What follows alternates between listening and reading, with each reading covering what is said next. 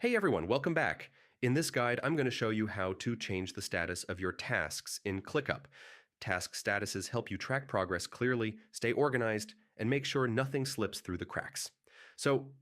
Let's start right from the beginning. First, open your browser and go to the Clickup website.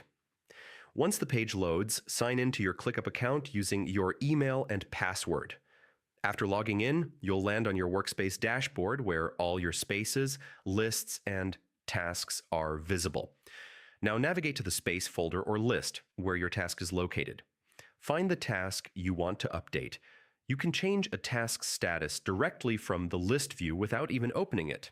Just click on the status label next to the task name and a drop-down menu will appear with all available statuses. Select the new status you want, such as To Do, In Progress, Review, or Complete. As soon as you click it, the status updates instantly. This is the fastest way to keep your tasks up to date while working through your list. You can also change the status from inside the task itself. Click on the task to open the task details panel. At the top, you'll see the current status. Click on it, choose a new status, and yeah, that's it. This method is useful when you're already editing task details like due dates or descriptions. Another helpful tip is using drag and drop in board view. If you're using board view, each column represents a status. You can simply drag a task from one column to another to change its status visually.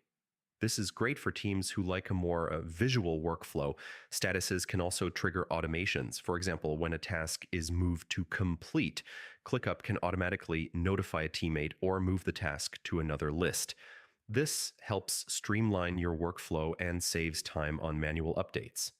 If you don't see the right statuses, you can customize them at the list or space level.